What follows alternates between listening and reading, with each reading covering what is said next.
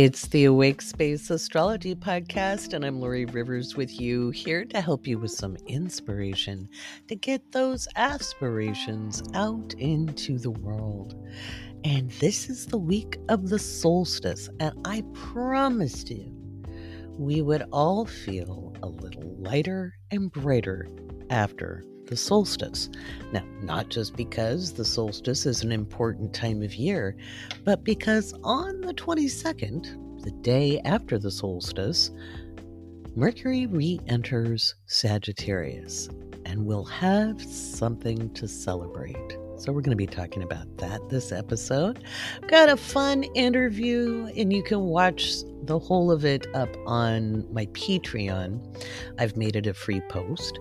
And I had Tracy and Seth and Kaycee and Jennifer and Mackenzie and Cathy Sato, whose name I remember and will never forget again. I know Cathy's name, but my mind went blank while we were recording. So Cathy with no last name, or Sister Luck from the Discord. Cathy is often in the background, you guys, other than in the Discord, but she plays an important role in my life, and she'll be coming up the ranks as an astrologer. She's been studying with me for quite a few years now, and just life hasn't been there to do the astrology like as an astrologer, but she'll be moving along her way, and she'll also be writing articles in the magazine as well. So she too is a pancake. But anyway, we had such a lovely talk. Did some reflection on this year called 2023 and talked a little bit about where we're going in the new year. And these are important things to talk about with Mercury retrograde right now. It's retrograde in Capricorn. I talked to you about that last week. You want to be revising. This is a time where things can be restored as well. Everybody always focuses on the negative. I'm going to talk about that in the next segment. But why mindset is everything, and why we need to focus on different kinds of interpretation, and how pessimism is actually not realism. Pessimism is not realism. And that's very, very important to understand. And I think a lot of times people think keeping it real is looking at things from, being realistic. It'll never be better, and you'll always suffer, and you'll always struggle. And they somehow think that's okay. And yet, that is merely a mindset, and it's done by people who are afraid to be disappointed in life. Period. It's a fear-based perspective. It takes a lot of guts in the face of no evidence to believe that things can and will be better. And that, my friends, that's a power. It's a superpower. And that's what I'm hoping to instill in people. Having no evidence that things will turn out okay. And yet knowing, not believing, knowing they will. And it's a skill to cultivate, let me tell you. So I just want to brag a little bit. The Pluto opposition to my sun has officially become exact. And it's going to be separating as of tomorrow, Tuesday, the 19th, which, yay! I'll never have to have it exact again in my lifetime. Not going to lie, the last 2 weeks were something else. Something else. You'll hear about some of that in the interview with people. It was shocking. I tell you, shocking. You'll find out the details. So I hope you made your coffee and that you had all the creamer or cream you needed, or you've made your matcha or your smoothies. I saw your responses to the poll on bevies. Whatever you're drinking this morning, afternoon or evening, well, I hope it is yummy, and I hope it is soothing or awakening, whatever you need that bevy to do. If we're driving to work, yay! If you're on vacay and you're choosing to spend that precious time off with me, I am honored. If we're doing laundry or dishes, well, awesome. I'm glad I'm keeping you company. For those of you walking on the treadmill, good for you. good for you. I'm glad to keep you company too. So without further ado, let's talk about the solstice and what's coming up with that and why we want to take a look at things from a pragmatic point of view and why that's important.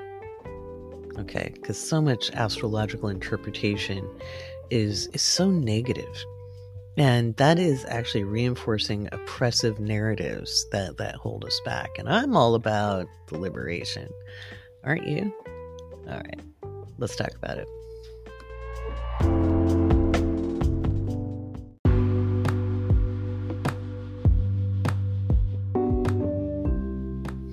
All right, this week we've got the solstice coming up, and I think a lot of times people think when we say the equinox or the solstice or an eclipse or a full moon or a new moon is happening, that it happens right when you wake up in the morning or right before you go to bed.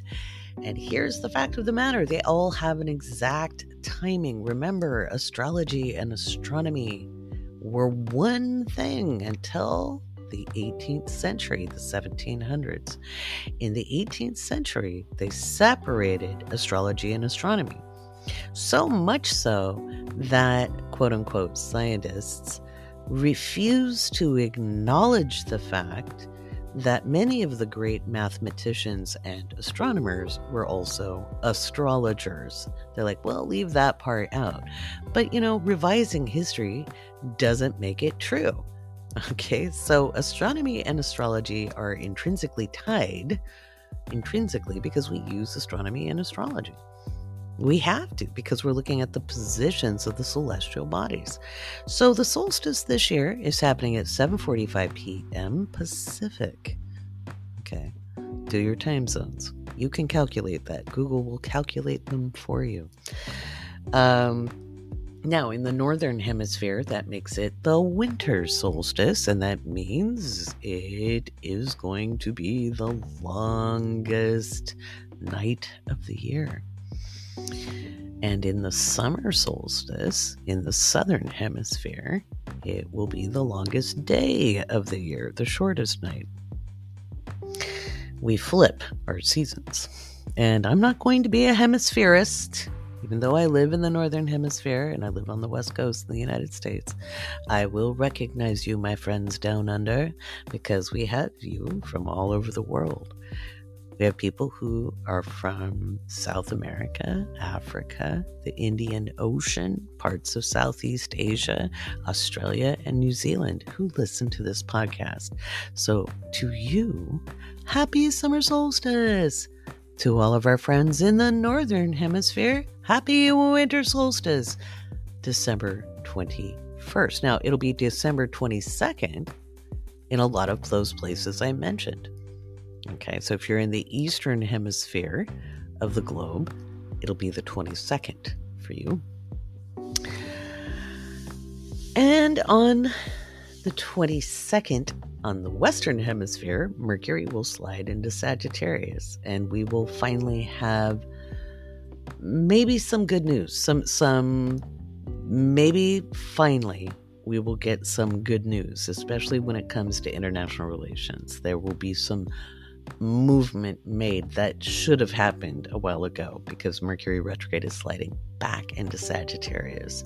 We will have a glimmer of hope. Now, what puts us in that position? The day before, and actually all the day of on the 21st, when we're looking at the west coast of the United States, because the moon will be in Aries most of the day. It slides into Taurus right before this solstice, that's also good. That means the sun and the moon will be trine, which tells me that there's some good news on the way. But it's crunchy leading up to it. And it will get to a point where everybody is just like, are you kidding? Like, this cannot continue. This is so egregious. It's beyond egregious. It passed egregious 6 egregiouses ago. And it could be just that people are done. We're like, hey, enough. I'll tell you where I see hope. I see hope in a way, I'm 54. I've been an advocate for human rights since I was a teenager, really. And probably before that, again, I've told my stories on here before. But very actively since, high school and college back in the 80s and 90s. And I've never seen as large a percentage of the population be as pro-human rights as I've been seeing in recent years, and especially in 2023. I know it's been a hard year. I know we've all been witness to unfathomable,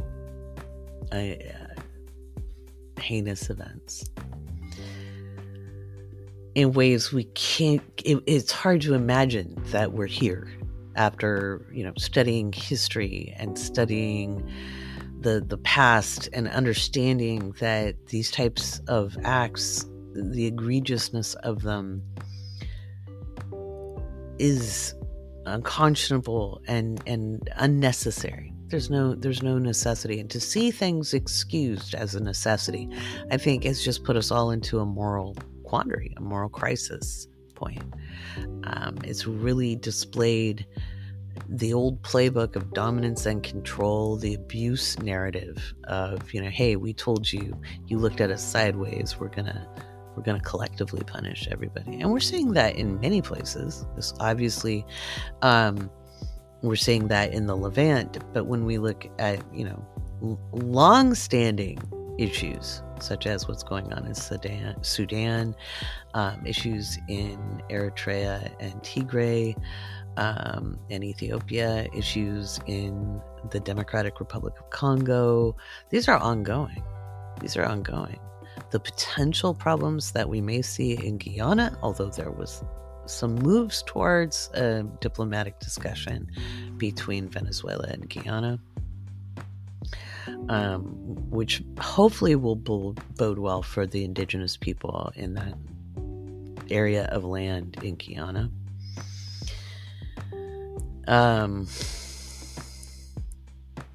We as a global community are connected in ways we were never able to be connected in centuries past.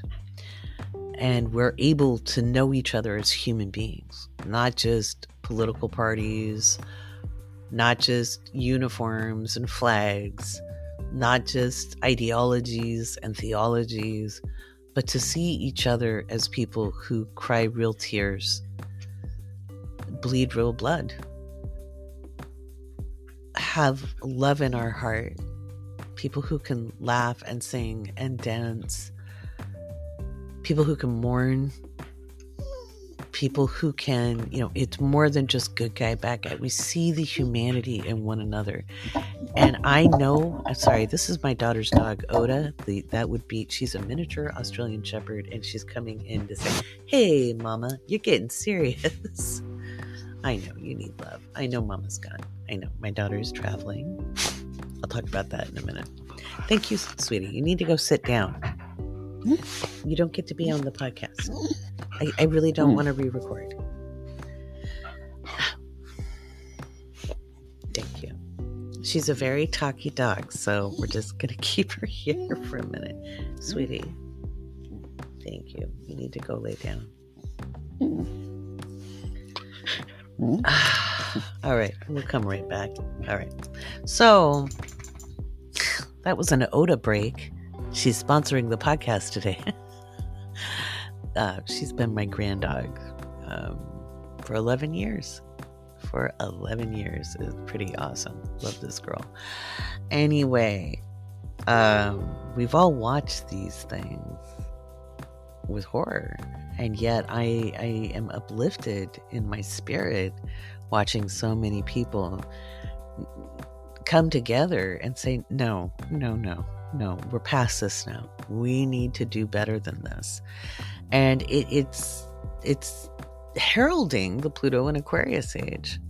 It's heralding that era coming. It's not the Aquarius age, it's the Pluto and Aquarius era, where people really need to organize and band together and stand up for what is right for you, for me, for everybody.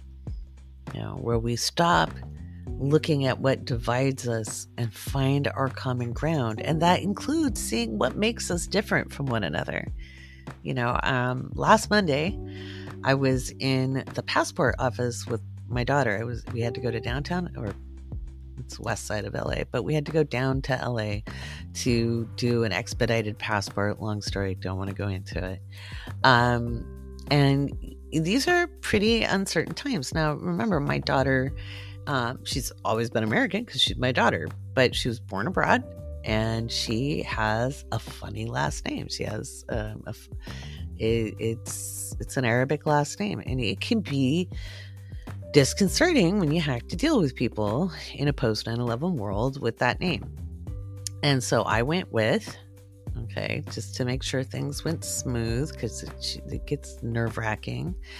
And when we got into the waiting room, there were a bunch of Muslim women in hijabs with children, and the children were getting fussy. It's long waits in there, although I have to say the staff at the federal building were really wonderful to everybody. They treated everybody with respect and kindness, and that uplifted me. But the one thing I didn't expect, because we're not very tolerant of children in America, we're not tolerant of babies crying. And what are you supposed to do? You have to go get your documentation done, right? You have to get your passports done. And what do you do when you have a child? You have to take them, right? People were so kind and patient. People were understanding. Nobody was hostile to anyone wearing a hijab. I think it's the kindest I've seen a diverse group of people be to Muslim people in America. And it made my heart happy to see that, because there's no reason to treat anybody. I don't care what ethnicity they are, what race they are, what religion they are. It is not hard to be respectful. We can just be respectful of other people and just see their humanity. So what if you believe differently? Okay. So what? If you have a strong belief in your God or your goddess or your tenets, then it should not faze you that someone else believes differently. If you need everybody to believe like you, then you have a weak faith. I said it. I said what I said. If you need people to agree with you, you have a weak faith. Period. That's why I don't evangelize astrology. Hey, if you want to come listen to me, great. If you don't, that's fine too. I'm not here to convince anybody of anything. I don't need people to agree with it. I know what I know, and I work with the information I work with, period. If somebody says astrology isn't real, I'm not going to try to convince them it is. I'll be like, okay, then be gone. Then we can't have a discussion, because I'm not going to change my mind, and you obviously don't know enough about it to have an intelligent opinion. Period.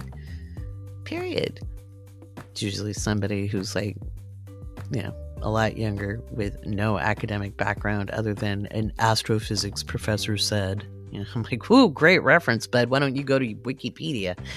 But anyway, I digress.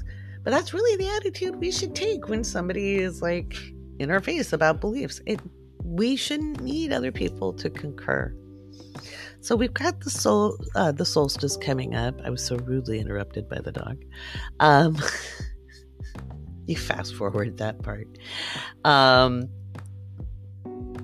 We've got the solstice coming up, and the day before and the day of are going to be gritty, because we have the moon in Aries squaring off with Pluto as it moves into the 29th degree. And I know so many people have you freaking out about the 29th degree of Capricorn.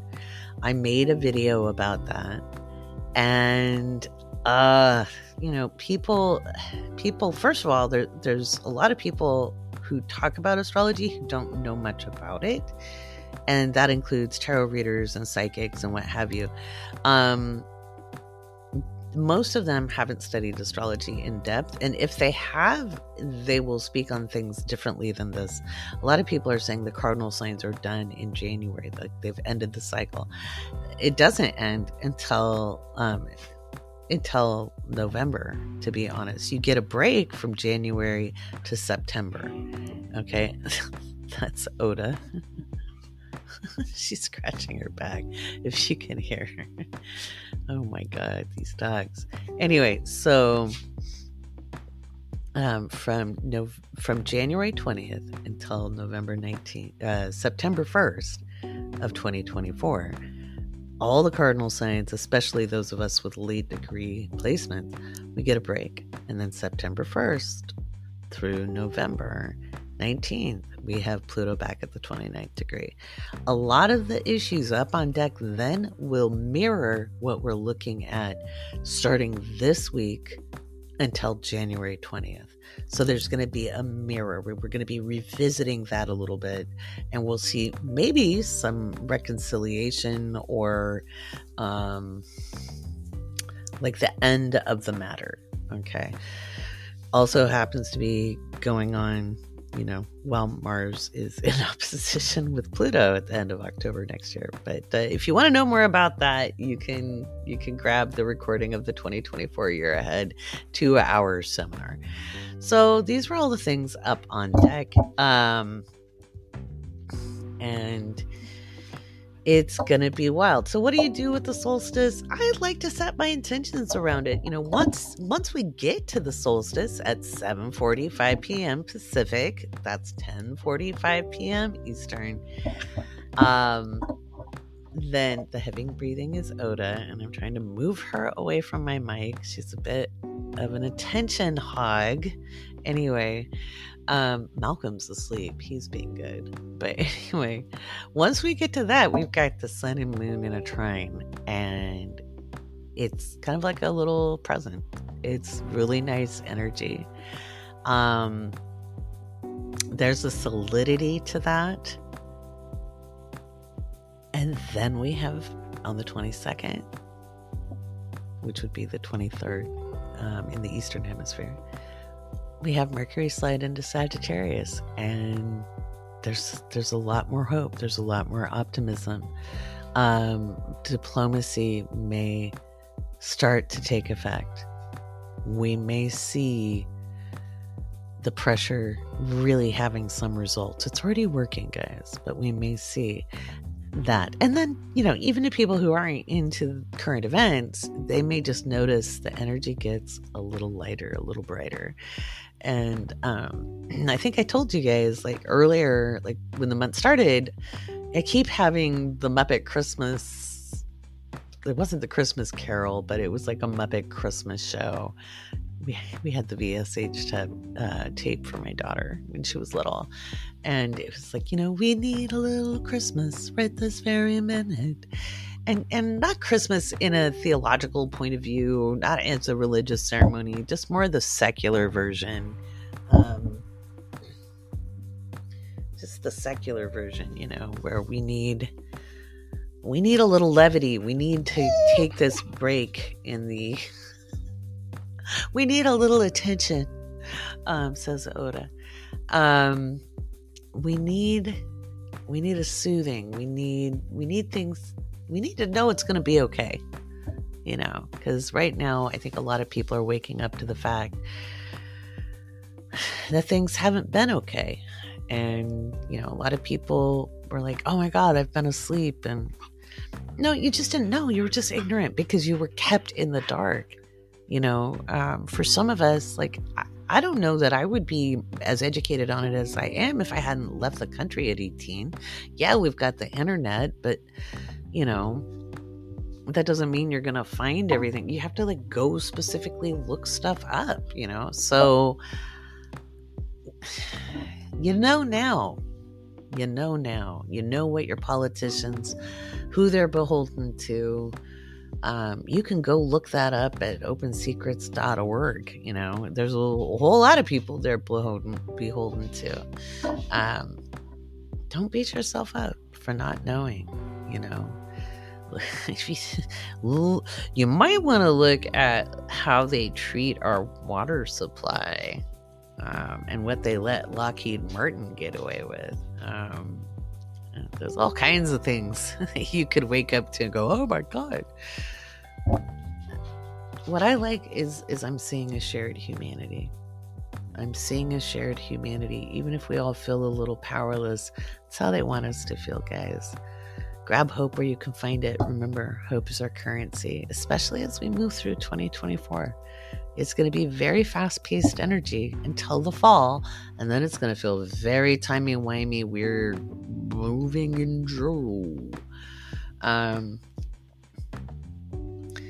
All right, I need to see what this dog wants. So I'm gonna move us into patron shout-outs next. And then we'll do the interview where we were like the Brady Bunch, and you can watch that on my Patreon.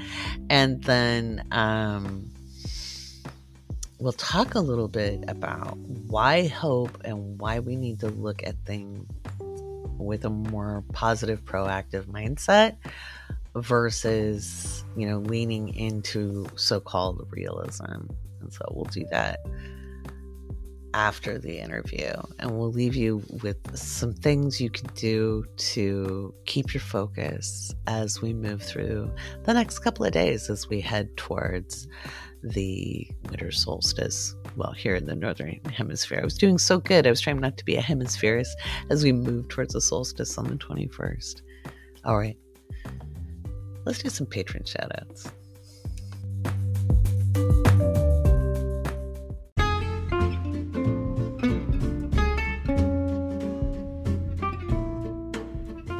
All right, my friends, I want to thank you for an amazing year. We're not done yet, but without you, there is no me. And I want to thank each and every one of my patrons for sponsoring this podcast. Talk about belief. Thank you. And I know it's been kind of crazy this month. Between the move and trying to get my daughter, she's landed. She's safe. She's sound. She's with her uncle. Getting her back to the Seychelles. Well, to the Seychelles for the first time, because that's where her grandmother came from. She has just it's a very small country. They only have 100,000 people there. Getting there is a journey and a half, but her grandmother was from there. She has uncles and cousins and extended family. It's an amazing space. So I'll be sharing pictures of her trip as she sends them. This is something we've been working on for decades, actually, at this point. So finally, she gets to go and have a part of herself restored. She was very close to her grandmother, and sadly her grandma passed away in 2004, and she was always very supportive of me as a mother and loved that child to the moon and back. And so I can feel how happy Augustine is at knowing her girl is finally home. So thank you for your patience with me, because it's been a hell of a ride the last couple of weeks. So big shout out to Zolma, Ashley, Kim, Anita, Lindsay, Jessica, Dora, Denise, Myra, California, Roberta, Andy, Jamie, Johanna or Johanna, Stephanie, could be also Joanna, Lex, Holly, Taylor, Catherine, Melissa, Robert, Maggie, Alexa, Anna, Crystal, Patty, Lilac, Kate, Kaycee, Evelyn, Donna Marie, Janet, Vince, Star Moon, Raisa, Maya, Tracy, Thomas, Tony, Colleen, Melissa, Alyssa, Diana, Cathy, and Katie. Hey guys, we're gonna have our annual solstice party a couple of days ahead of the solstice. We're going to do it on the 19th. That's a Tuesday. We're going to do it on Tuesday the 19th. You can check your crunch report for that information. We're going to meet in the Discord. I haven't set up the event. I think I'll ask Jennifer to do that. I'll put some instructions, but think of it like you were going to make a collage or a vision board. Some people do them digitally. I really, really suggest doing it physically. This does not have to be a work of art. You could just write letters and words, it's up to you how you do it. It doesn't have to be perfect. It's about being clear about your intentions. And I always do a little guided activity on that every year, or actually every solstice. We set intentions for the next 6 months. I like setting intentions more than I like resolutions. So we're gonna grab that energy. We're going to grab that energy and go. Yeah. So I may not have all my supplies with me. I'm going to have to see what I've got. I may have to run to the store or something. Because I haven't been able to get back down to my other place to finish up because it's been wild and crazy while I've been dealing with the approach of Pluto to the opposition of my sun. I think I've died to myself a couple of times in the last 2 weeks, and it's all been for the better. But woof, doggy, it's been intense.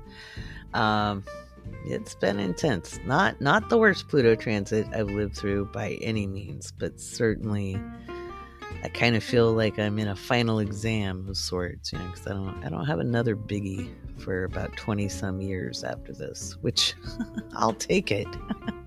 It's been 54 of constant intensity. So I don't know what life will be like once we're done with Pluto and Capricorn in November of 2024. But we get a nice long break, January 20th through September 1st. I'll take that too. And I bet any of you with late cardinal placements, and that's Aries, Cancer, Libra, and Capricorn, from about, honestly, it's most intense for the people from like 25 degrees to 29 degrees right now. Everybody else should have pretty much completed. You might, if you've got like 20 degrees to 25 degrees, it might be a little echo. But it's not as intense as it was, and you probably feel that. But we're all looking forward to a little bit of break. And if you're a fixed sign, don't worry about it. It's going to be a very different experience. It doesn't mean you won't have big changes. It's just a different kind of energy coming in. So, in my experience, I've lived through. I don't remember a lot of Pluto in Virgo. I remember a little because my brother came, or my mom was pregnant when Pluto was at the end of Virgo, and my brother showed up with Pluto moving into Libra, and I remember a lot of Pluto in Libra, and it was a different kind of energy than Pluto in Scorpio. It was a little. It's not that the intensity, the flavor changes, kind of like I'm going to use bourbon as an example. There's lots of different kinds of bourbon. It's all bourbon, but there's different kind of intensities of flavors, or chocolate, right? Different kinds of flavors to the cacao. Same with Pluto. So Pluto in Aquarius, it's certainly going to be an interesting time. It's certainly interesting is one of the key words I would give it. And there will be an intensity, but it'll be very, very different kind of restructuring. So we'll just all take a deep breath and just enjoy the change.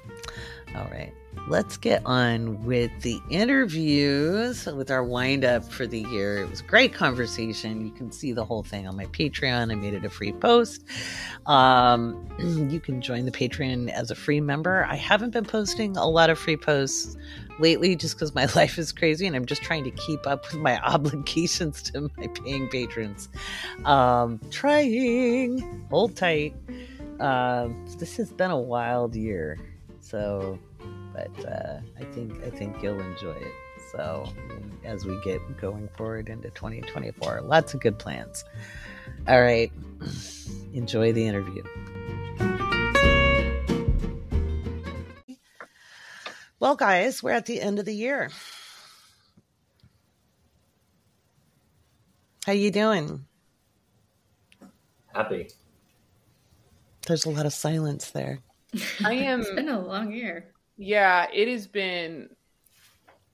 It's been a year, and I am truly grateful to say goodbye and hello to 2024. I had a good year. I had a pretty good year. This year was not my worst. Not even bad in comparison to others. I love that. Yeah. A lot of growth this year. It was good. That's big. You did have a lot of growth this year. I did. What are you most proud of? What am I most proud of? Oh, grabbing Pluto by the you-know-what in my second house and making that work. You did too. Yeah, it's a lot of transformation happening in a lot of second house themes, and I'm really beginning to see that come to life and seeing the magic of Pluto, and that's been really refreshing. It's been trying my moon for a long time, so lot of regeneration happening upstairs here, so it's good. I feel like I've come leaps and bounds since this time last year. Awesome. You have. You've Thanks. grown a lot. Yeah, Thanks. the public hasn't met Cathy a whole lot. I'm Cathy just kind of hanging out. No, Cathy is a very important person in my world. She's part of my inner circle and has kept my shit together for me. And is an amazing moderator and keeps the social side of the Discord really going. She keeps an eye on things, but also keeps people interacting in fun ways. And I need that because I don't always have the time. So, and she's also a fine astrologer in the making and will be joining the apprentices when she's ready. Cool. Which I'm pulling everybody in 2024. All these guys are going to be doing things they're not ready for. Yeah. What do you think about that, Tracy? What do you think about being ready? That has been the theme of my last quarter, is get ready. Mm-hmm. And so it has been all about like putting, systems, automations in place. And for those out there that aren't running businesses or doing anything, it can be just as simple as like, get your closet organized. How about that? Come up with a new system in your home that works. Maybe a new work-life balance schedule. If you find out what that is, pass that along to me because they've been quite mysterious for a long time and aloof. But yeah, it has been all about reorganizing way too much this year in my life. I've been like, at some points, I even had thoughts like, did I go into an alternate reality and this is a joke and like I'm supposed to figure out like that I'm really in an alternate reality? There was a lot of that this year because reality has been deconstructing. Correct, Mundo. Yeah. What do you think about it, Seth? How's your year? You're ending it on a high note. Yo, I am so appreciative of this year. It has been a year full of huge transformations, massive cycles ending, and this time period, because I'm a Grand Trine Fire, Sag Moon, Aries, Sun, Leo Rising. It's game time. I'm just really happy to be here and to shine and share and continue pushing along and doing it. Yeah, that new moon was right on your moon. You're just, I'm coming up. That's the song in my head for you. There you go. So if you guys missed Seth's interview, it's up on my YouTube, and it was last week as well. Tracy was the week before. I love having my friends on. Miss Carrie Wilson was going to be here, but I was running late and she had something to do, so she's not here with us, but I'll still put her links because we love supporting our friends here on the podcast. Yes. So we also have what used to, the formerly known as the Astro Pancakes, who are a full breakfast at this point. They've got the eggs, your choice of sausage or bacon. You could have turkey bacon if you don't do pork bacon. They have hash browns on the side. They're a lot. Okay. It's a joke for people who don't have humor. Well, too bad. So pancakes, actually full breakfasts. I think I'll always call you my pancakes, but Kaycee and Jennifer and Mackenzie are absolutely amazing astrologers, Yes, and they have more time under their belts reading natal charts than most people ever get as beginning professionals. Right? They didn't know that, but I informed them of that. Because you guys are all well past 50. Ooh. So, and well studied. And Jennifer's been my TA. So, Jennifer, since you tend to be the most quiet, I'm going to make you talk. Okay, let's go. Let's go. Let's do this. How was it being a TA this year? It was so fun. I love teaching and speaking to my students and having those conversations with people, helping people understand more deeply, like the magic of astrology, and how you can use that in your own life to kind of like take control. You can kind of like find better ways to operate through the world, ways to make yourself more comfortable. Exactly. Like how to like soothe yourself and give yourself what you want. Like a lot of times we're trained through just life experiences, like kind of can get lost into what actually makes us happy with all these stories we get told. So that's my favorite thing, is talking to my students and having those epiphanies with them. Yeah. So Jennifer was the TA in the Natal Chart Foundations class that went on. It was a 14-week class. And I got nothing but major compliments about you holding office hours and how you explain the astrology. And so much so that I have full confidence in you teaching Natal Chart Foundations coming up in 2024, and we'll have that up and listed. Jennifer will be using my curriculum and will be showing up. I'll probably pop in for an office hour or so, just come in and say howdy. Not to check in on Jennifer, because I know people are going to want to see the Laurie, but I personally don't feel like I need to show up, because I can trust Jennifer fully, and that's a big deal. So, thank you. I love being a teacher. It shows. It's so great. Very good. Yeah. You have an amazing, amazing way of walking people through understanding some very complex subject matter. So, you're very good. It pays to be a nerd. High five.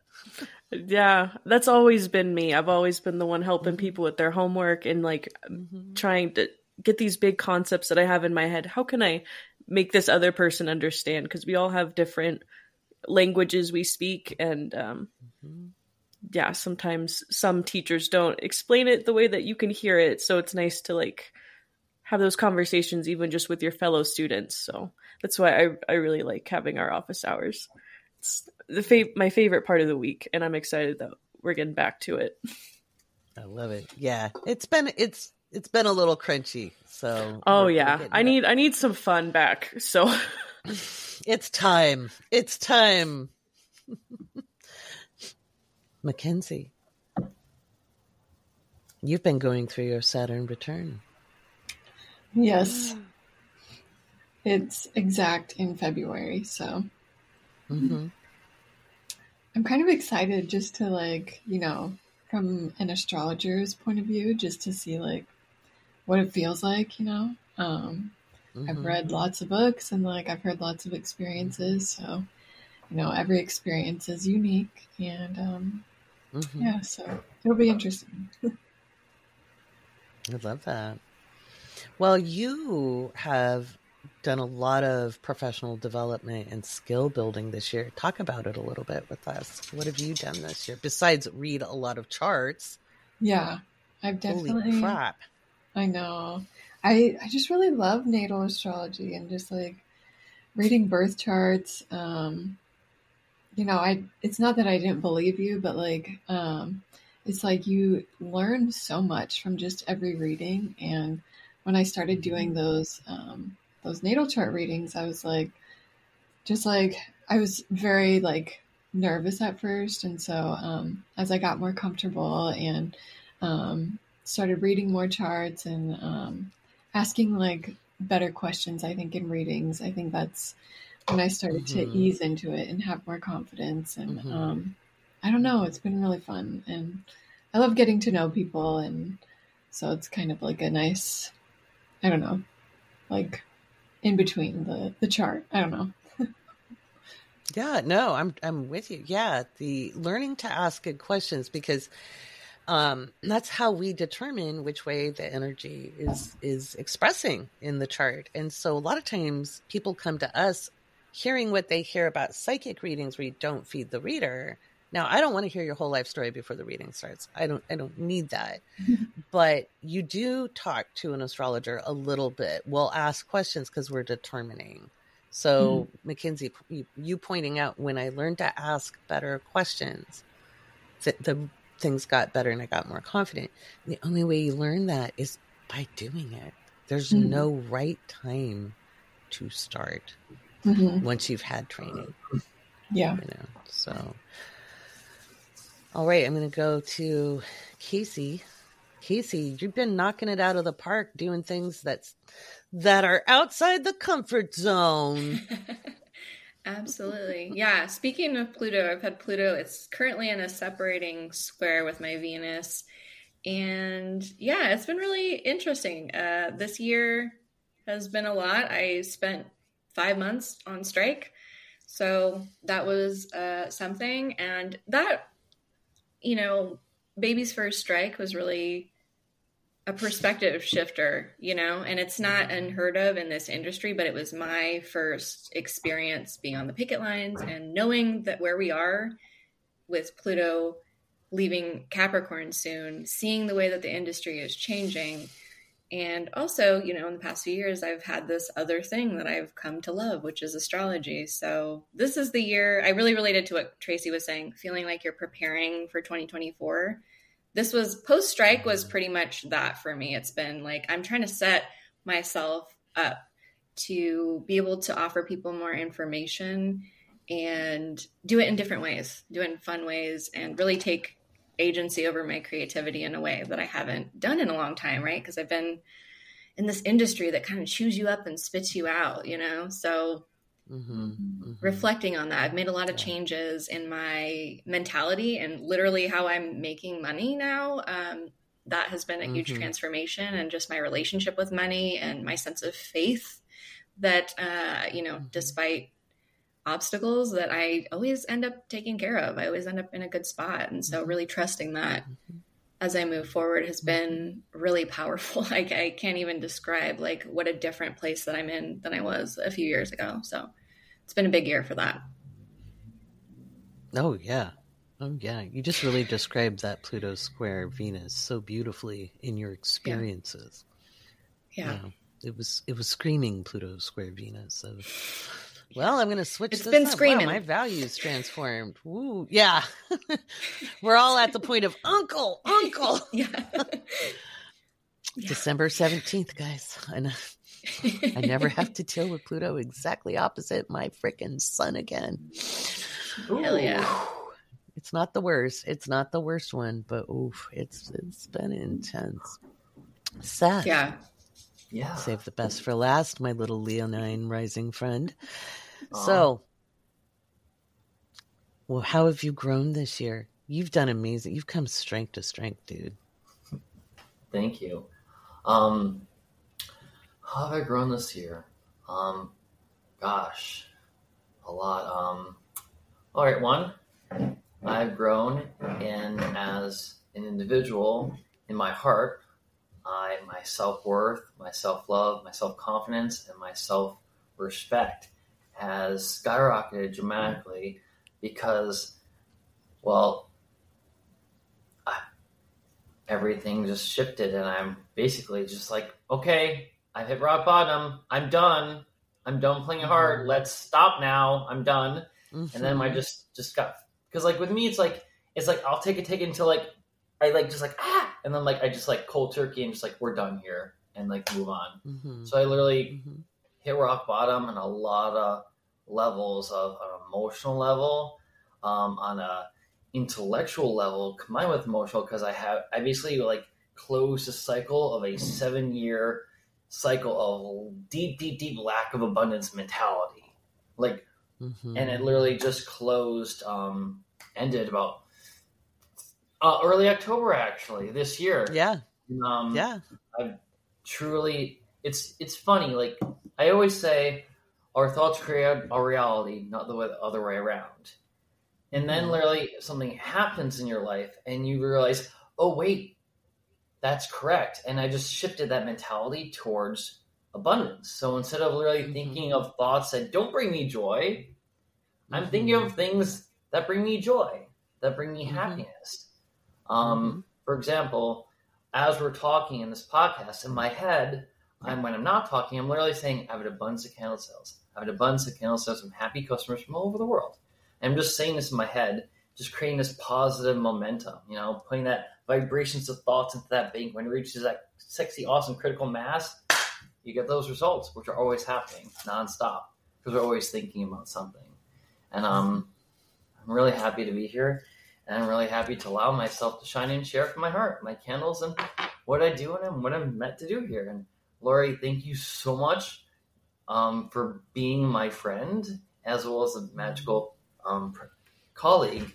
You've dramatically increased the quality of my life, and by doing that, you've also increased the blessings of all people around the world. Laurie was the one who encouraged me to go on TikTok when I was so self-conscious to literally like not even be seen. So yeah, thank you, and thank you all for being here and doing what you all do as well from my heart.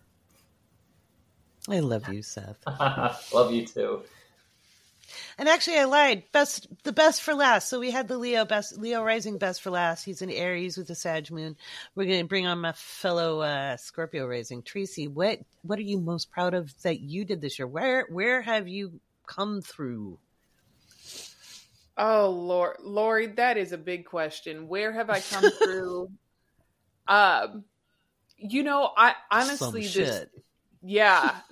I still have like a Pluto Mercury square dealing with until like January. Which January 20th, and that'll be done. Oh my God. It's been a kind of. Whoo. I mean, to say Pluto's been on my mind. Or on your ass, one or the other, I mean, both of them. I'm like, bro. It's like, no. I am. I'm it's like, heavy. I am. I'm like, can we talk about some boundaries here? Can we have a conversation, Pluto? Yeah, you don't get to give Pluto boundaries. I know. You have to hand them I had an episode last night. It's been a bit, including an Pluto almost to me is a planet of surrender. I was electrocuted, so. Oh no, were you really? Yeah, no, but yeah, I really was. My arms did this. Woo! It was funny in retrospect.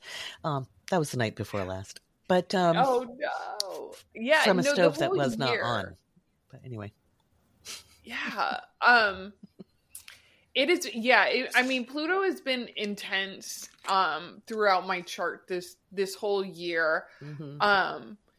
It has been literally about the whole year has been nothing but like scorpionic transformation. Mm-hmm. And it has been the fire has been intense, but it has come out some real,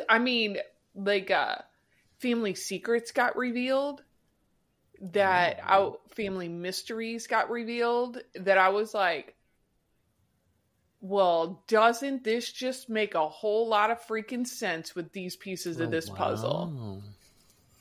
I mean, and it came about through, plant medicine ceremonies, which are fascinating within themselves. And they also were a large part of my own personal growth and connection with myself and with spirit and with the divine. But, coming out on the end of it, I was also having major health issues and challenges. And I came out of that, and that was all connected with family mysteries. And it just was, it was a year of discovery. That's what I think would put it accurately.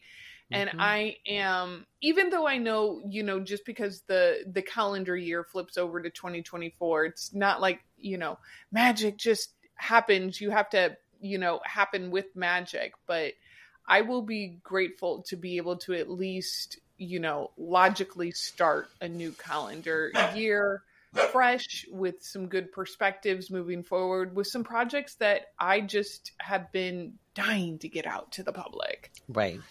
And you should be able to, once Pluto moves into Aquarius, at least until September 1st. And then from September 1st to November 19th, Pluto is dipped back into Capricorn for one last hurrah. It should be rather spectacular.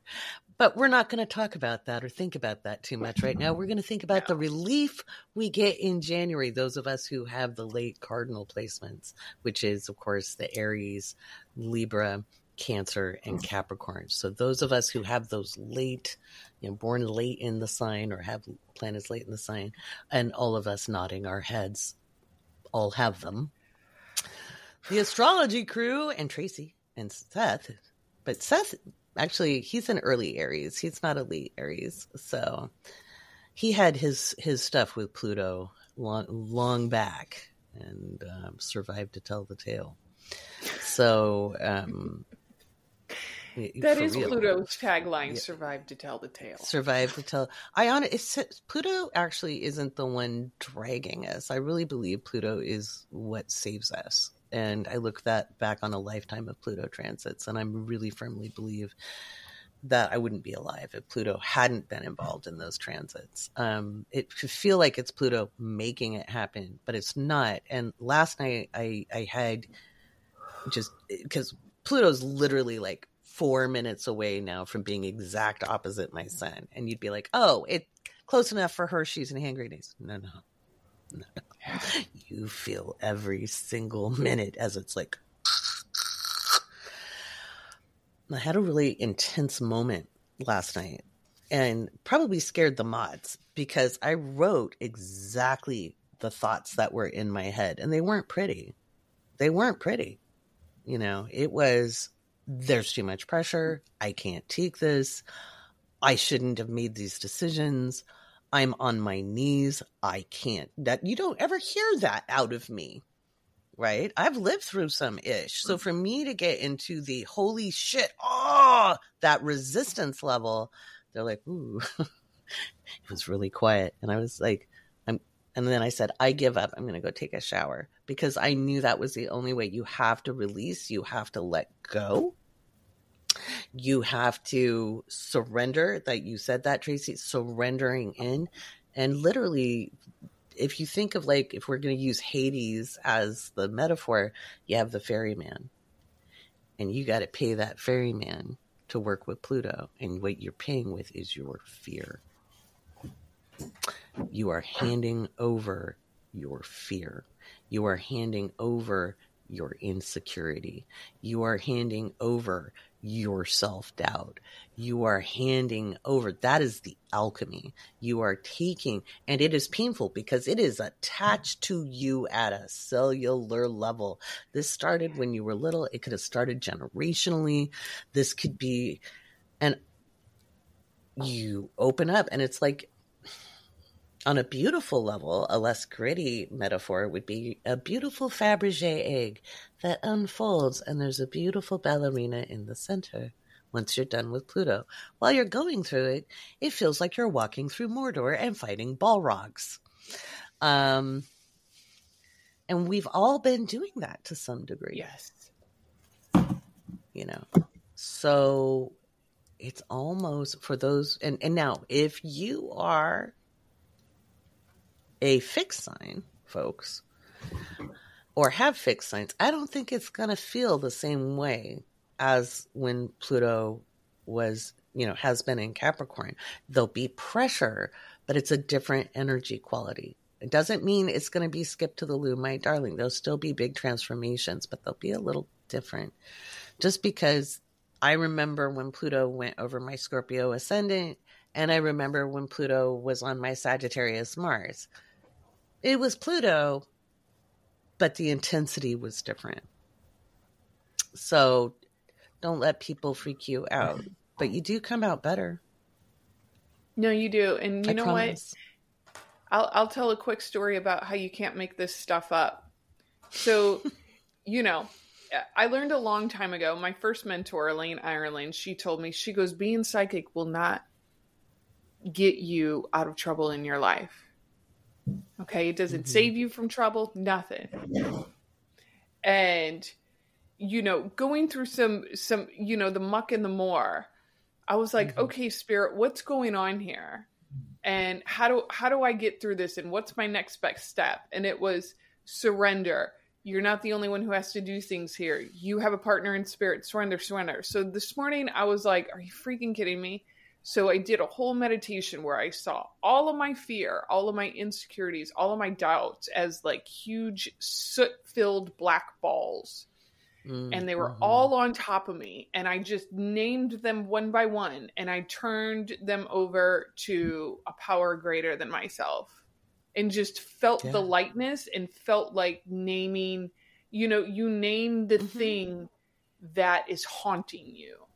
That's and beautiful. Turn it over. Because I was like, I don't know what else to do. Here we go.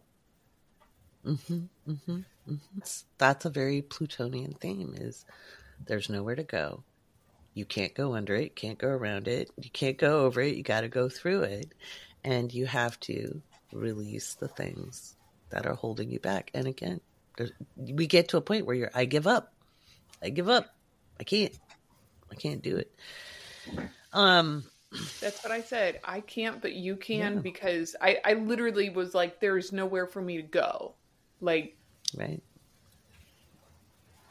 Yeah. So we'll see what type of miracles come in. I don't know. Congratulations. Always. Yeah, exactly. What kind of miracles are coming in? Exactly. Expect that stuff, guys. I thought it was cool you mentioned that your mentor said being psychic isn't going to get you out of the mess and the muck. It's the same. I always say you're not immune to transits if you're an astrologer. And I think sometimes we're looking for that way out. And we go to metaphysics trying to find some kind of power that we don't feel like we have, if we can find that crystal or that bit of knowledge or that one secret. And sometimes we kind of know too much. Anybody know that one? You maybe the transits, you know too much about them, or you know too much about the energy work, or that was my whole childhood. I knew too much. No. Right? Oh my God, yeah. So fun stuff. We've been working on the magazine, the Awake Space Astrology magazine. It started out as like a way to do my horoscopes, so I wasn't doing them every other day, because unlike the horoscopes you guys see in like blog posts where they just hammer them out every day, A, those are not always accurate, but B, they're very general, and they're most times just fluffing it. When I write them, as the astrologers have found out, you're switching a lot of mental gears. It's like driving a stick shift with a clutch and everything, and you're thinking of all the transits possible and then translating that into easily understood action steps or information. So the astrologers, including Cathy, are helping on that end. We're all taking turns and writing articles. And so what do you guys feel about that? I'll be taking articles from like my friends too, if they want to write something about like metaphysics. And we'll have a submission process, because I've run publications, so we can do that. But Cathy, I know you're excited about this project. So is my phone. Apparently, you guys went flying. Yeah, I'm excited. Retrograde. Yeah, I keep hurting myself. I like all these dumb acts. It's very Mercury retrograde. But I'm very excited. I've never had anywhere to just kind of like freestyle it, like just random topics about astrology. And now I have a place for that. So me and my little Gemini moon here, my little baby 0 Gemini moon, we've got some ideas rattling around in our head. I have a whole list of stuff. So I'm excited to pick something for next month. Oh, I'm excited. Now, you came to me and said, hey, I'm really good at explaining like the very basic beginning stuff to people who really don't understand their chart. And can I address baby? Talk about that, like why you love that. Because I love that you love that. Because that's not easy to do after a while. No, it's not. And I kind of started to correlate it. Maybe it's because I have such a strong background in customer service. So I can kind of break things down, you know what I mean? But I find a lot of it is taking what we see in the chart or on the chart, if you will, looking at it and applying that to, okay, what's out there in the sky? And I think once people make that connection, that's when things start clicking. Like, okay, the rising sign, for example, the ascendant. We know it's important. We know it's part of our big three, but I do believe a lot of people don't know exactly what it is. Well, it's your rising sign. Well, the rising sign, it's called the rising sign because it's the zodiac constellation that was on the horizon, that was rising on the horizon at the time of your birth. That's fucking cool, right? You know, so that's what makes it your rising sign. So, you know, when people get that, it's like, oh, yeah. So when you were born, the moon was in the constellation of Gemini, because each zodiac sign, there's a constellation for it in the sky and the planet being there. So I feel like once we begin to connect those dots, everything else begins to fall together a little bit easier. So that's kind of the method I take when I'm helping break it down for people. I love that. Yeah. I love that. I see Jen's head going, yeah. Jen's excited. So yeah, that's where I start. I love that. Jen and I were kind of talking about that last night. Were you? While I was sleeping? While you were sleeping. We always talk about you when you're asleep. That's why you dream of us. How'd you know? Oh, that's right. I'm in a room full of psychics. But yeah. So actually, Mackenzie, I'm picking up on you. So we talked about your mediumship training with Carrie, and you've also been doing the tarot. How has that contributed to your reading charts, like with people? Oh man. Well, you know, all things are connected, and I feel like they kind of parallel each other. Like any issues that you're having in life, like it'll show up in like your mediumship reading or like your astrology readings. And Tracy, I bet you can vouch for that as well.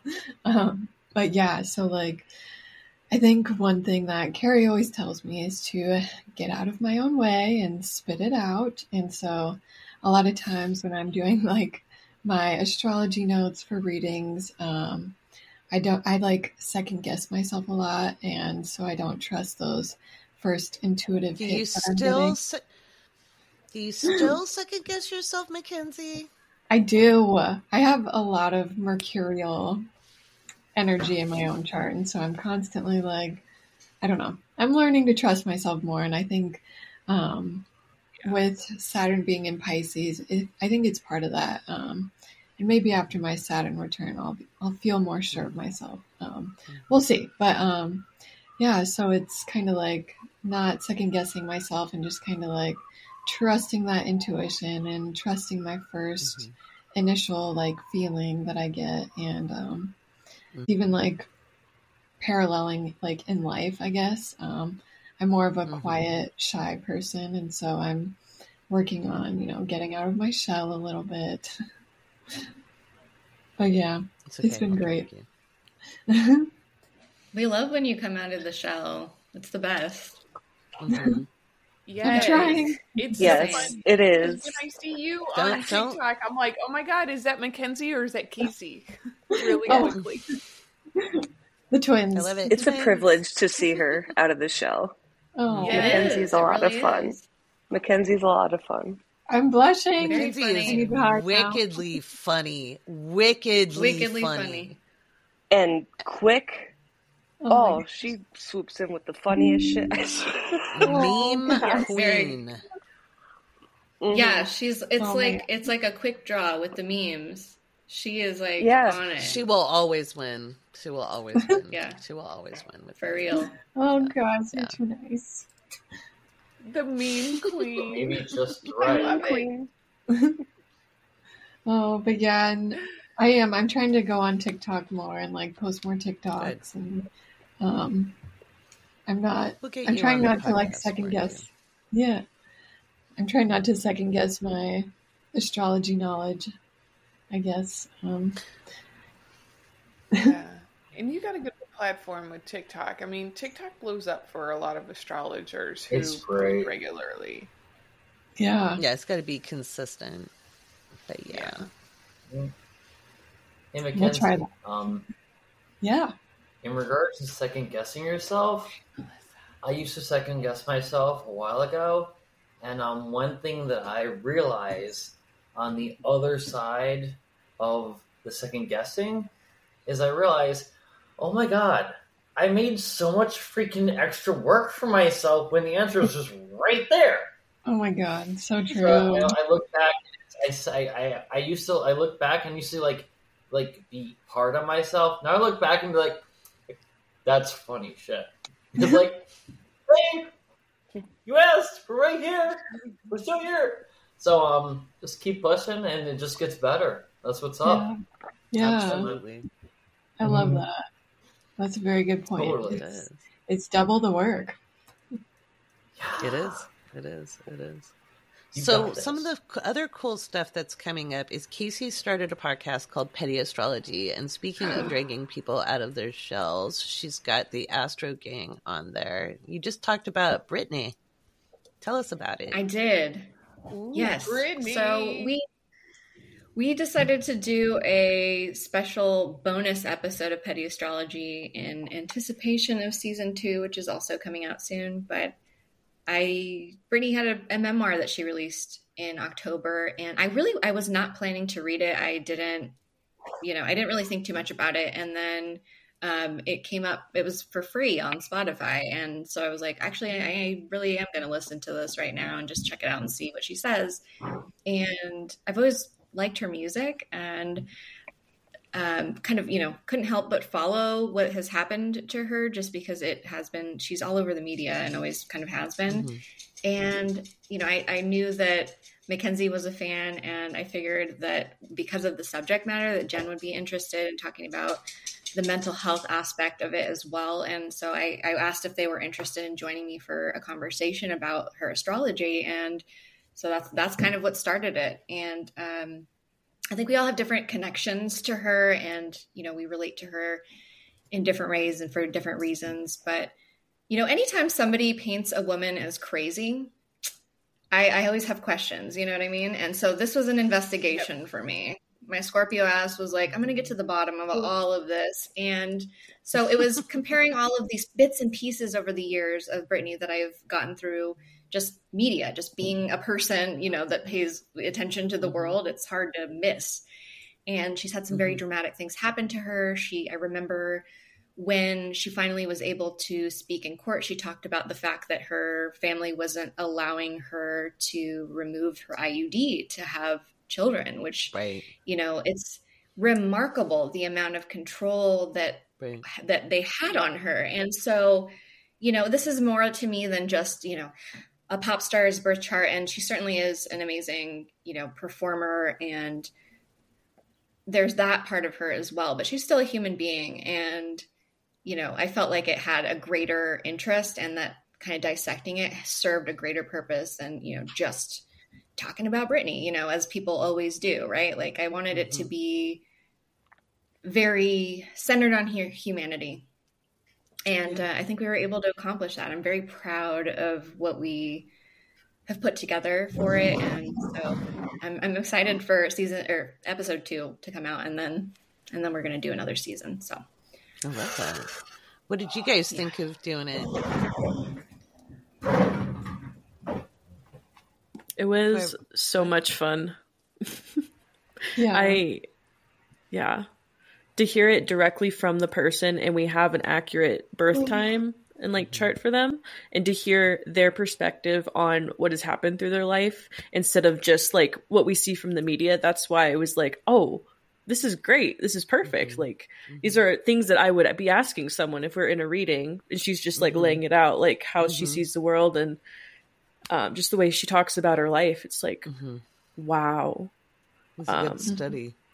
Yeah, and it's like such a different view than what you just see in the media about someone. Like their inner life can be so different than what you expect from what is shown, because that's a very curated image of someone, and it's not who they are on the deep inside. That's the 10th house, that curated image. It is not your inner landscape.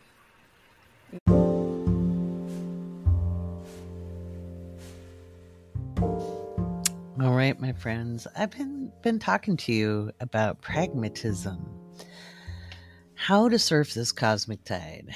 Well, it's not with pessimism. It's not like, the world is shit, everybody's heinous, they're doing these horrible things. We could look at it that way.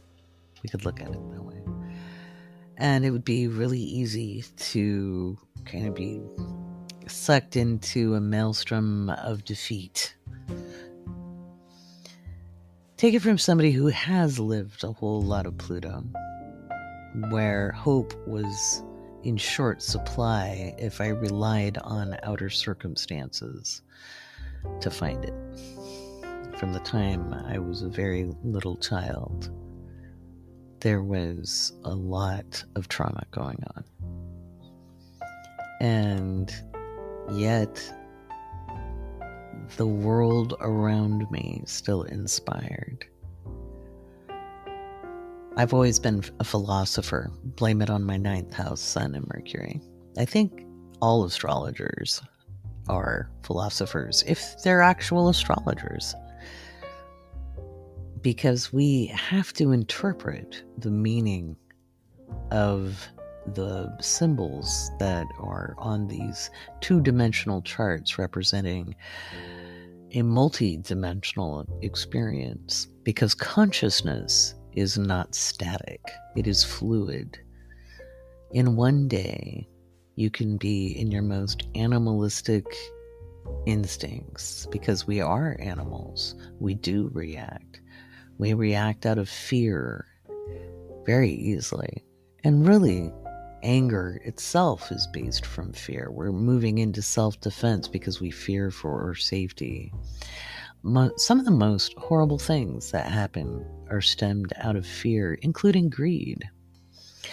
I've been working on the workbook for the Healing the Money Wound Using Astrology workbook, that for the class that I taught, because I'm going to teach it again. And so if you've been waiting on the recording in the book, don't worry, it's coming. I decided to be a little more prescriptive than I usually am, because I usually run you through exercises that force you to be introspective. And that's in there. I will force you to be introspective. But I realized that I have this privilege of being very comfortable being up in my head and considering things that most people don't think about. And that was my saving grace as even a small child. Thinking about the different possibilities and probabilities and what we now look at as timelines, I would have thought as potentials. What would happen if, what might happen if this happens, and what might happen if that happens, and what if this were true instead of that? That's just how my brain works. It's an interesting mechanism upstairs. And I realized, not everybody thinks like that. Not everybody has the opportunity to think like that. I don't know that I had the training to think like that. My parents were kind of normal. Well, kind of. They were weird in other ways, and abusive in many. But I lived in the library, and I devoured books. I devoured the philosophers and the thinkers and the wanderers and the wanderers. And I asked a lot of questions. And I didn't always get a lot of answers. And I was thinking about a time, like right around the time I found astrology. It was about 6 months before I stumbled onto it, or it stumbled into me. And I was reading a book called If You Meet the Buddha on the Road, Kill Him. It was by the same author that wrote the Zen and the Art of Motorcycle Mechanics. And it was a great book until the end. I kept thinking I was going to get this answer. Because my life was topsy-turvy and nothing I did seemed to be working. And it seemed like the very ground under my feet seemed to fall away the minute I tried to catch an edge. It would fall, just metaphorically, but everything that mattered to me seemed to be going away. And it didn't matter how deeply I loved, how hard I fought for what I wanted and needed in my life. It didn't matter, it didn't matter. It didn't matter how smart I was. It didn't matter how talented I was. It didn't matter how many hoops I jumped. I did it all right. I did what they told me to do, and nothing was working. Nothing I did, none of my actions was holding any weight at all. And in fact, it seemed almost like the harder I worked, the faster things fell apart. And my reality was shattering. My concept of self was shattering. So I found this book in Bahrain, and finding books in English wasn't easy back then. I got really lucky to find it at all, and I think I found it used, and I was reading through it just vociferously trying to get to an answer. And at the very end of the book, they're like, the answer's inside of you. That was not a comfort. It wasn't a comfort. It's true, by the way. He was right, by the way. The answers were inside of me. But at 25, in the midst of a pretty gnarly Pluto transit that I didn't know I was going through because I was ignorant of astrology, I threw the book across the room in a rage. And I was like, why would I have taken the time to read that book, trying to find an answer for you to tell me I had the answer? That's the dumbest thing I've ever heard of.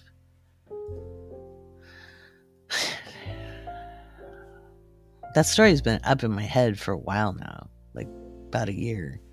And I've been very resistant to writing things where I give you the answers, because I know the answers reside in you.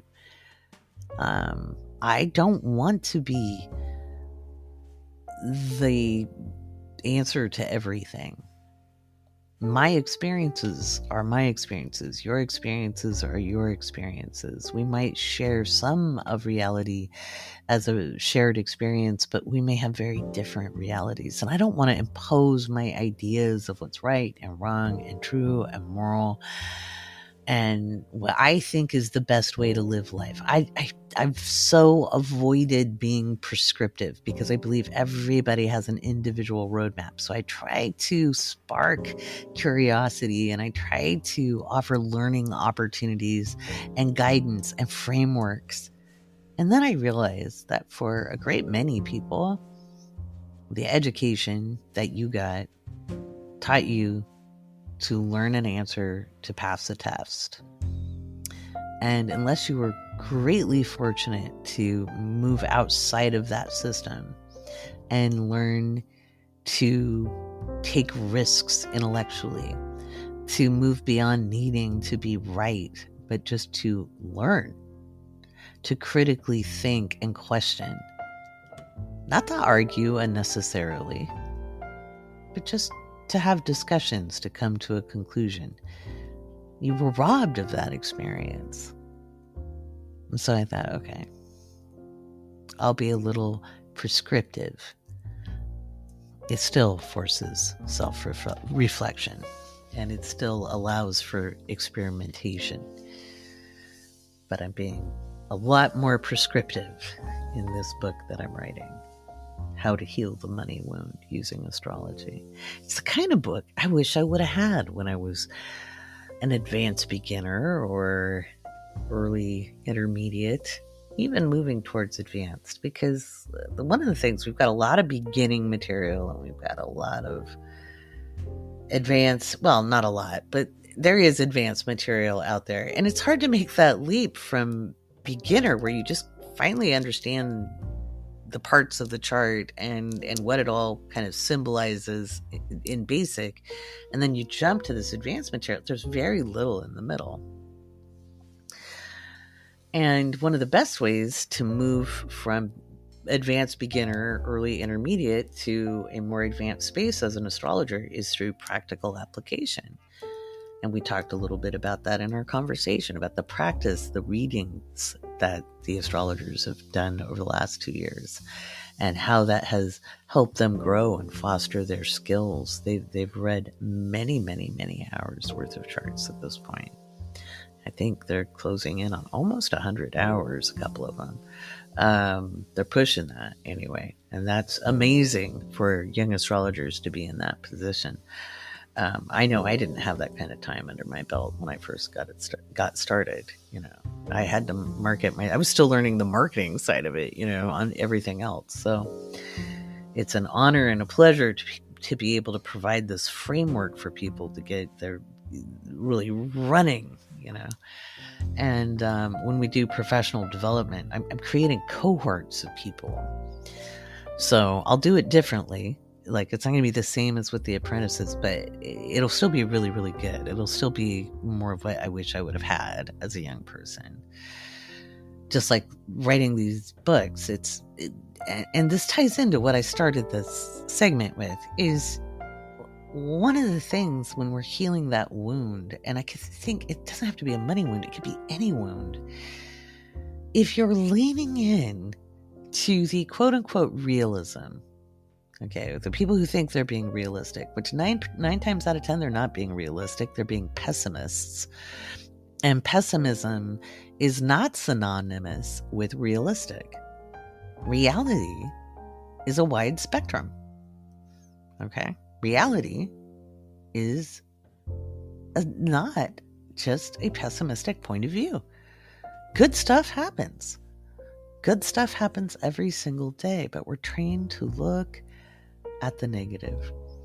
So like I did this video on TikTok trying to correct a lot of what the astrology has been on TikTok, where people are like, hey, if you got a cardinal sign, you know, it's over in January. And it's not over in January. You get a break from January to September.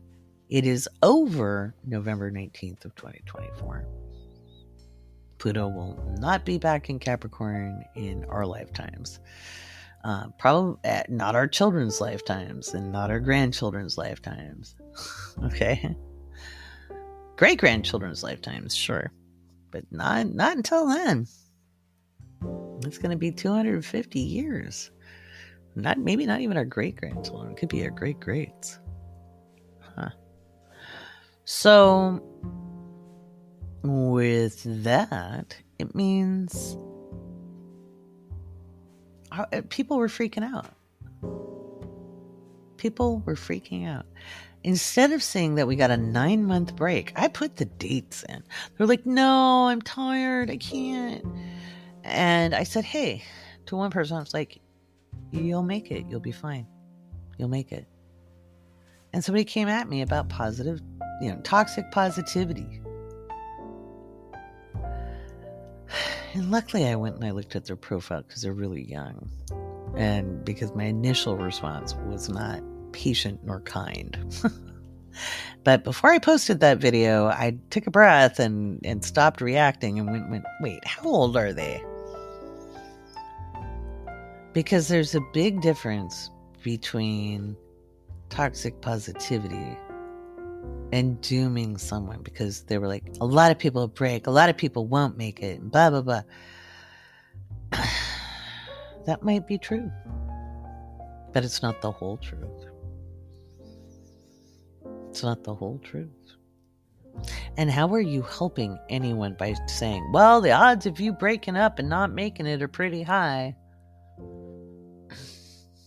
I don't know about you, but I had that happen to me. I was 15 years old. Another Pluto transit. And world-renowned experts, psychologists, world-renowned, they'd been on Oprah and everything. 1985, this was. Wasn't 16 yet. They told me that the abuse I'd been through was so severe that I was forever broken. I would never be whole. I would never be happy. They listed off a laundry list of things that made no sense to me that I'd be doing. Things that I didn't do then, didn't think about doing. And that I'd most likely end my own life by the time I was 30. I'm not going to say I hadn't considered it, but there's a huge difference between dark thoughts when you're tired and alone and hurting and actually acting on it. And I don't judge people who act on it. Life can be heavy sometimes. I only partly believe them because they had education beyond myself and they had experience beyond myself. But I did question them at the time. And I said, that doesn't make any sense. Like, it doesn't make any sense that I would be forever broken. If we only use a little bit of our brain, like they say, then what if I can access part of my brain and heal it? Things were done to me, but why would that make me forever broken? I don't have a brain injury.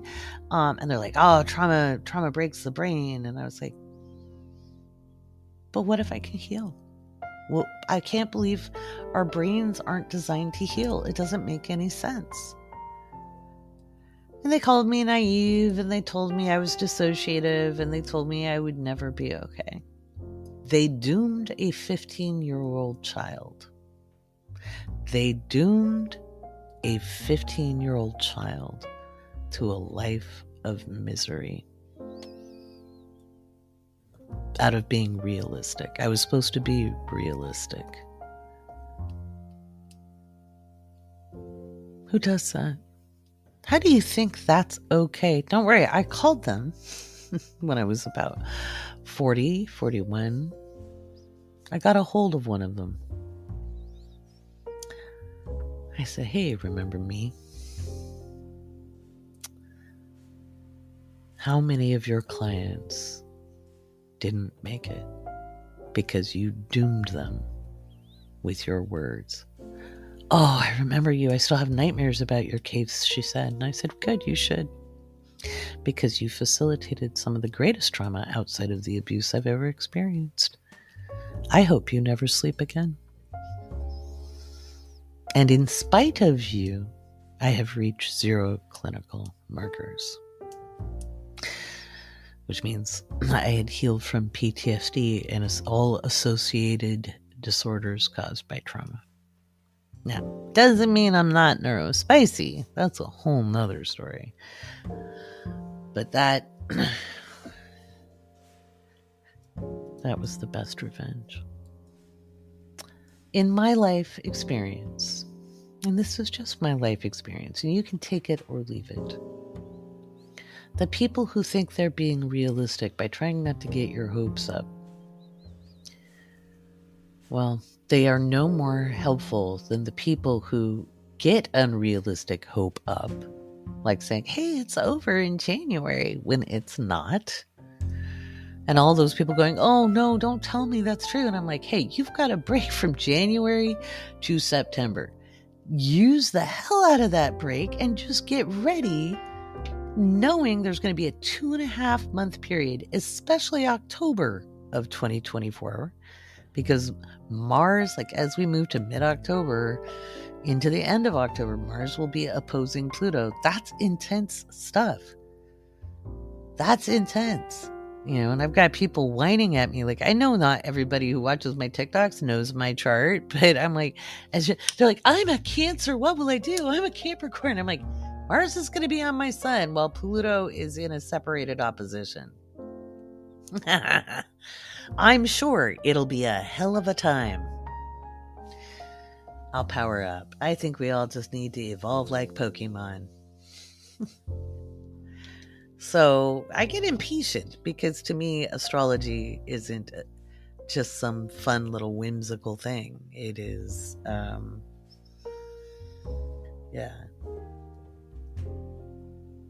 So it is life.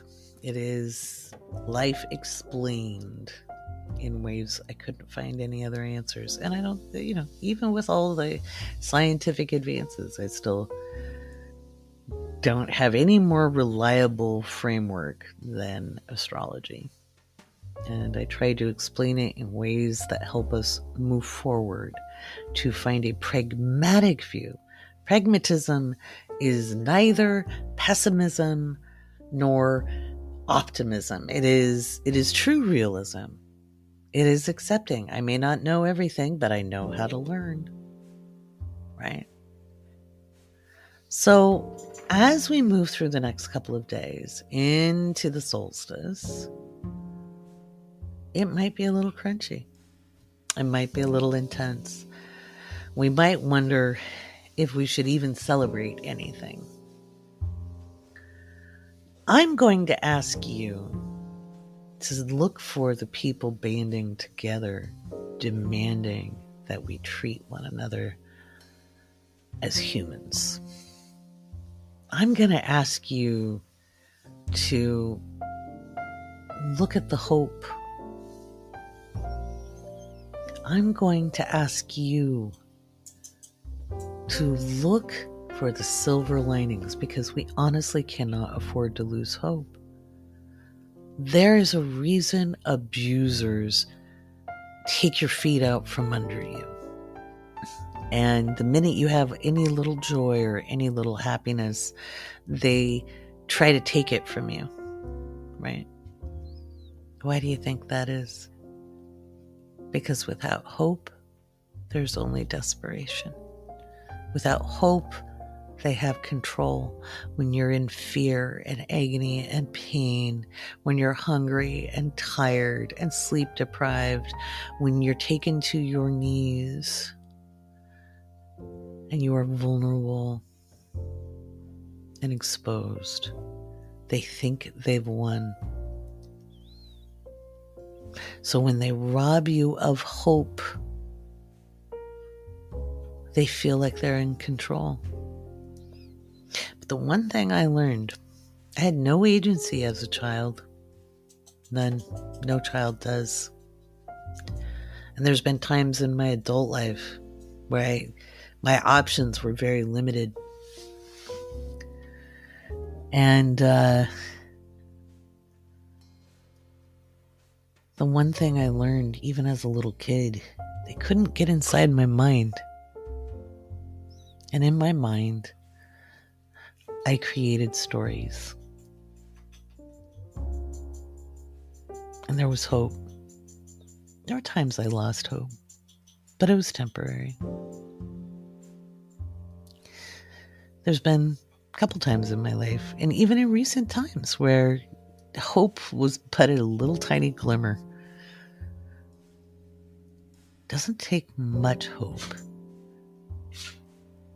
Just takes a little spark.